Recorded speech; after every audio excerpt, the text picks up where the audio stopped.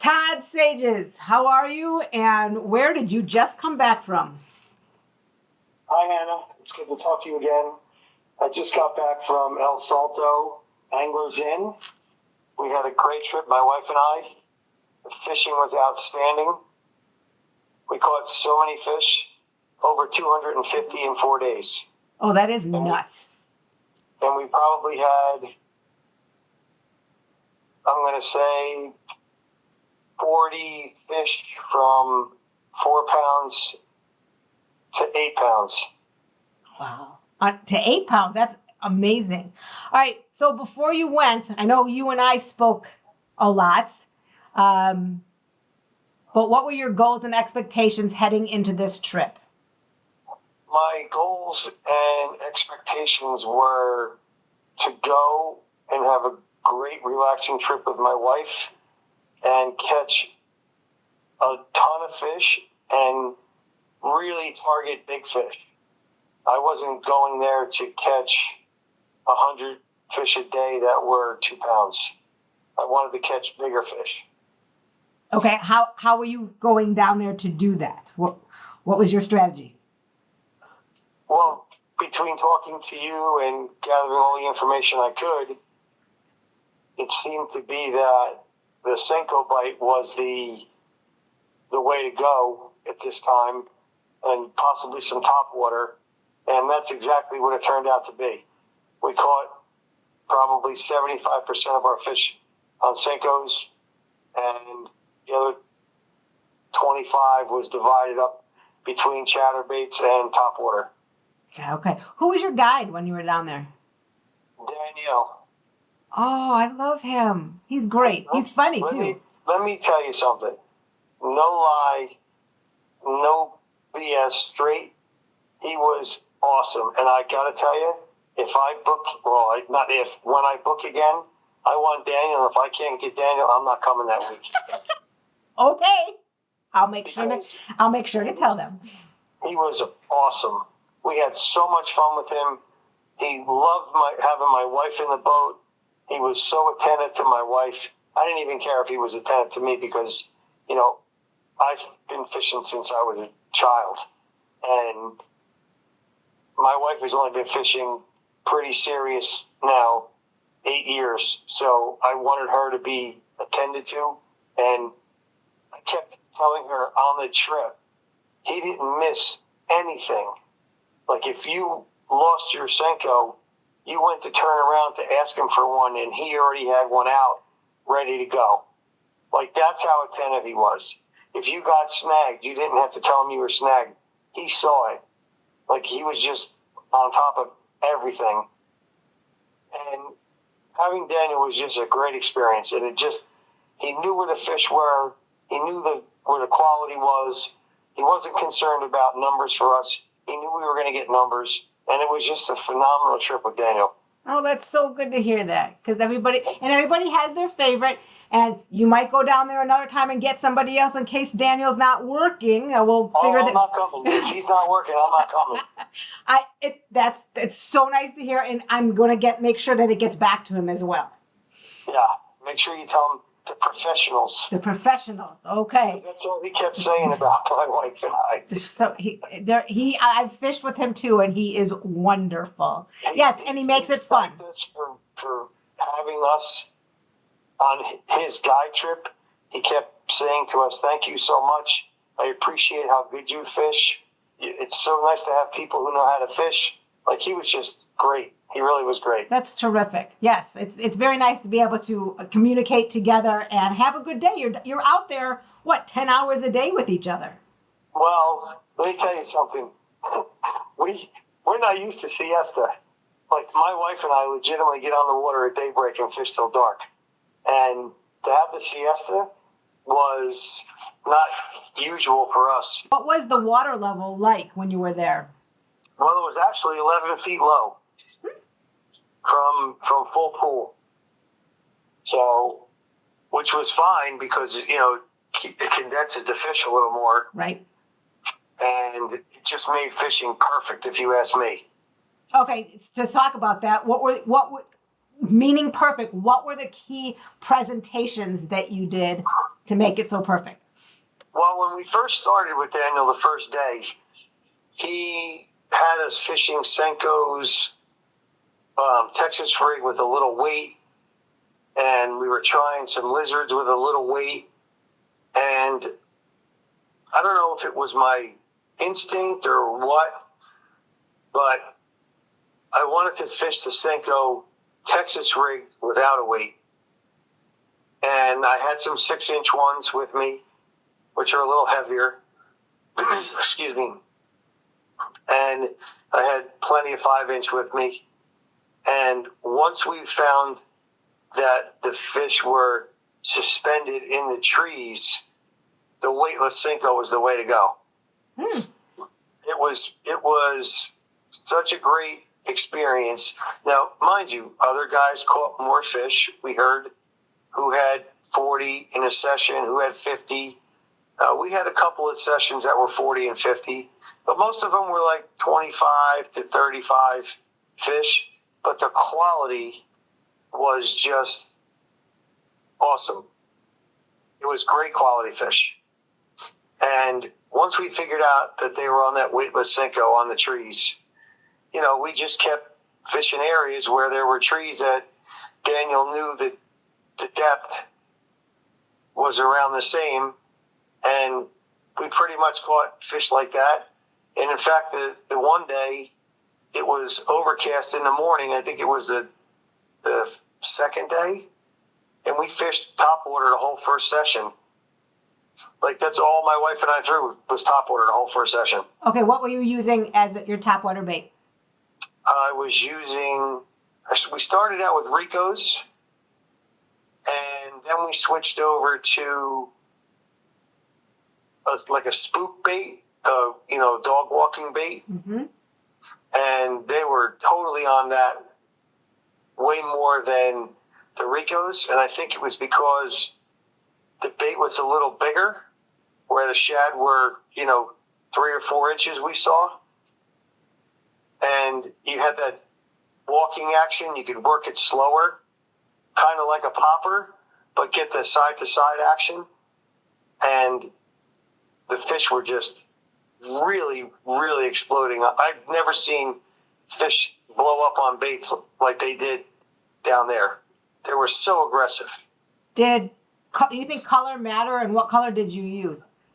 We were using a bone, a white, and a pearl. So I don't really think, as long as it was in that light, whitish family, I think that's all that mattered. And do you think, I know you guys caught big ones. We'll get to that in a minute. Was there a difference in what were the best lures for big fish?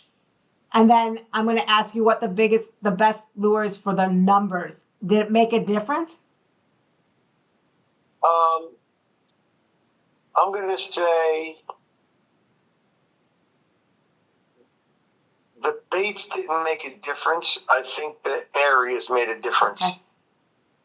Because it seemed like when we went shallower, the fish were smaller. And when we went a little deeper, not real deep, like I'm going to say 6 to 10 or 12, that's where the bigger fish were. Okay. Are there any other keys to your tackle? The line size, the reel retrieve speed, anything that would help somebody else when they go down there? Because they're going to be asking the same questions you did. You're right. And one thing I will tell you to pass on is I was told to bring 20-pound fluorocarbon. And honestly, the way we were fishing, 20-pound fluorocarbon didn't cut it. Because the fish were big and they were in the trees, and instantly when you set the hook, they were around branches or trying to get around branches, depending on where they hit the bait. If you threw the bait in the middle of a cluster, you know what I mean? Mm-hmm. I must have broke off probably 10 or 15 fish. And a lot of them, I know by the hook sets, were good fish, 5 pounds and up. So did you have extra line down there? I did, but it was only 20. Got it. I tried to find 25, but the shop didn't have it. Got it. And that's good. And that's good to know too. Okay. I was actually going to straight braid, but I think that they were seeing it. Gotcha. All right. So you didn't need a big leader. You just needed like a 2-foot leader. Mhm. That was it. Just enough to where they couldn't see the line. fine. All right. So now we've gotten to how you've caught them, where you've caught them. Were there any particular times during the day that the presentation you had to do something over another? I'm going to say that it didn't matter, but when it did get overcast or first hour or so or last hour, we were fishing topwater because they were really on topwater. And that's originally when I planned my first trip 5 years ago. That's what I was told, that November is a great topwater month. But then talking to everybody the last couple of years, the topwater hasn't been good. But this time, I caught a lot of fish on topwater. No, it's good to know. See, and I think, and it's secular. That's how I think it as well. There were a couple of years that it was slower, and now the fish they're aggressive, and they're so aggressive. They were blowing my topwater out of the water, and it was funny because I kept saying to Daniel and my wife, all the years I fished and tournaments and everything, you come to learn the way fish react.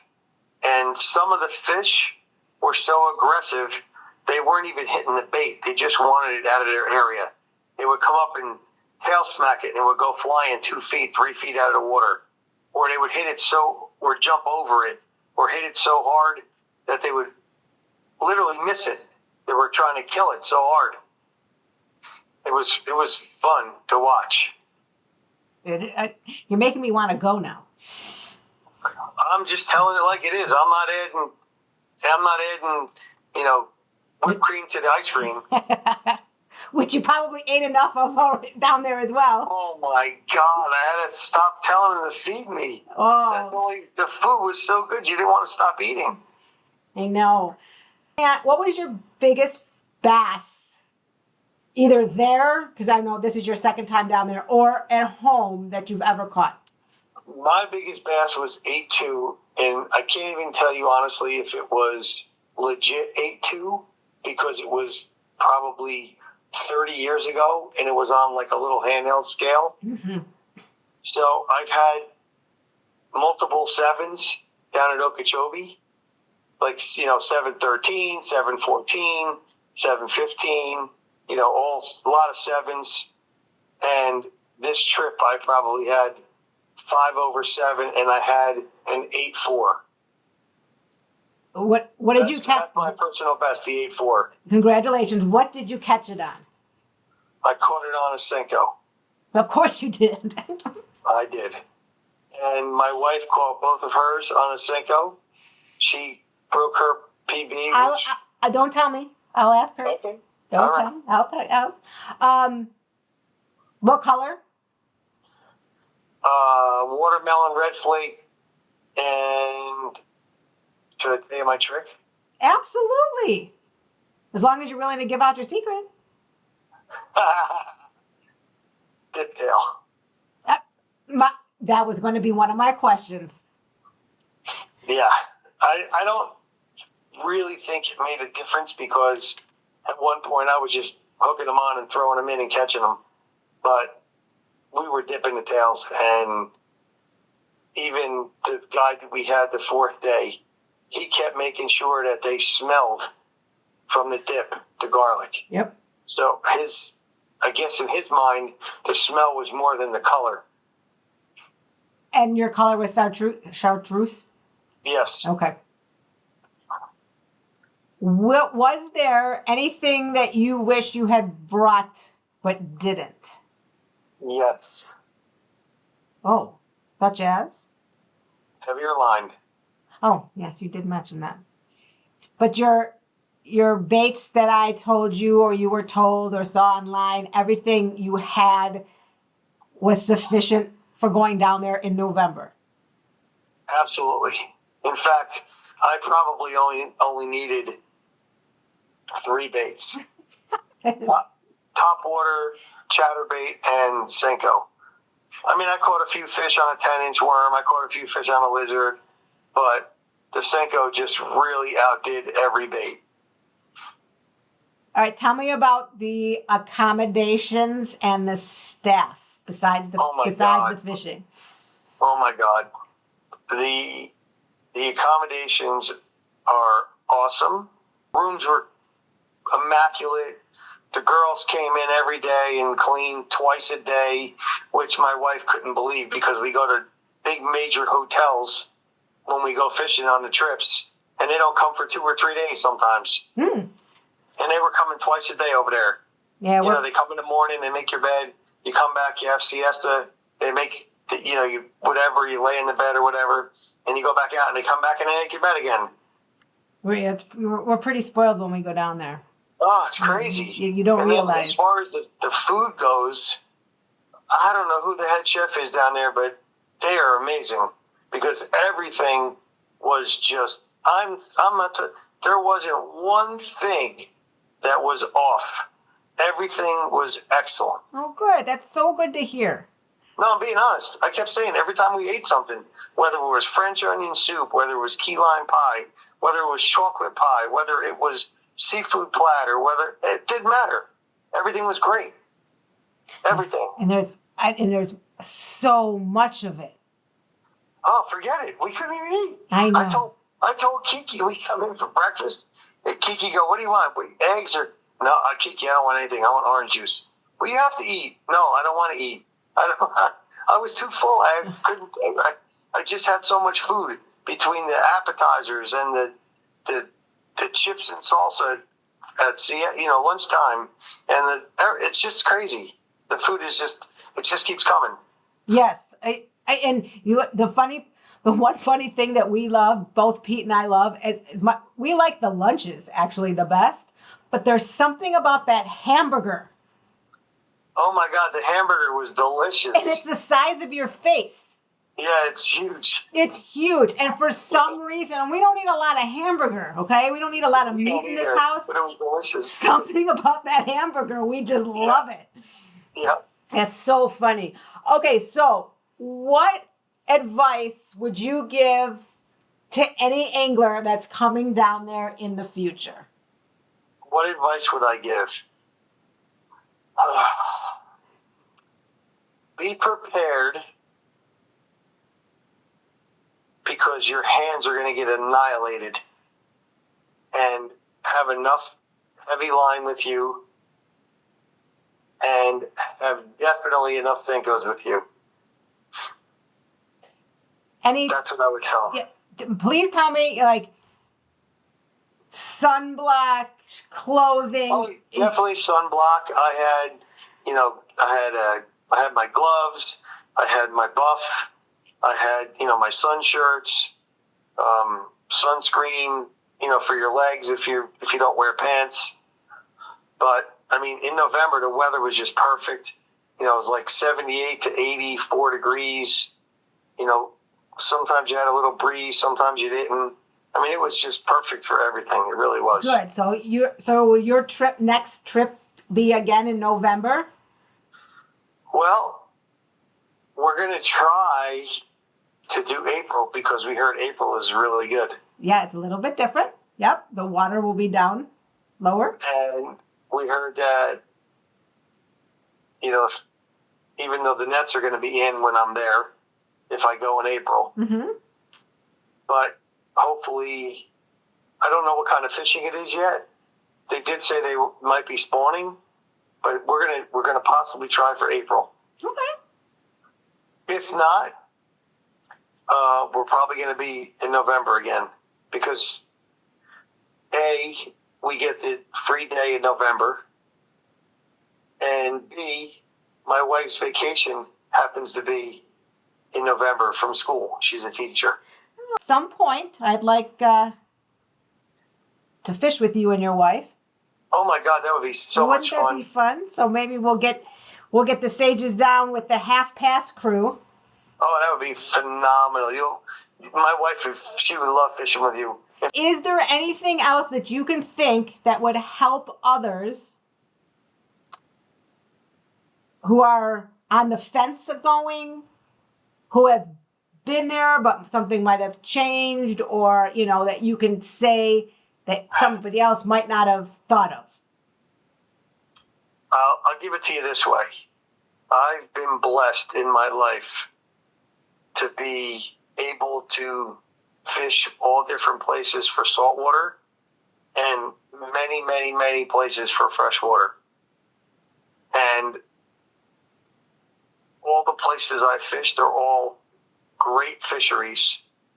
And to be honest with you, El Salto was the best, hands down. Oh. And what made it the best was the staff, how they are. Sammy, unbelievable. Sinen, Kiki, Ramon, like they're just all awesome people. They all, like, I actually feel bad that, like, they run over when your glass is half empty, they want to fill it, or they want to take an empty dish, and I feel bad like that. I'm not there for them to wait on me, like, hand and foot, but that's what they are there to do, and that's what makes the trip. That's what separates that trip from any other trip, and that's what people should look at. Besides the great fishing, the accommodations are great. That's great, and it's good to hear. And we do hear this again and again, but to actually hear and have you tell the nation, hopefully everybody listens to our YouTubes. It really helps. It really does. And we really, Pete and I call Ramon and Kiki and Sanan and Sammy, we call them our family. I got to tell you, it's hard not to. Yeah. It really is. They're such great people. Oh, and Roberto, the driver. Yeah. Yeah. Spectacular. Like, don't touch a bag. I got it. No worries. It's just awesome. I mean, we really had a great trip. Yeah. We really did. It's the anglers in way. They were taught well. Billy Chapman, he knows how to run a business. And he really, yeah. He is so lucky to have those people because they are all people's people. Yeah, and the one nice thing about going down there is you see the same people time and time again. That really means something. That means that they're good people and they're great workers, and that those workers want to work for their boss. Believe me when I tell you, they work. Yeah. I'm not joking, they work. Yeah, we don't even know half of what they do. No, I know. Yeah. I know. So, they work. Well, this is great. I'm going to get you back on the schedule. Let's get this working, and maybe it'll be with half-pass first cast. That would be great. That would be super.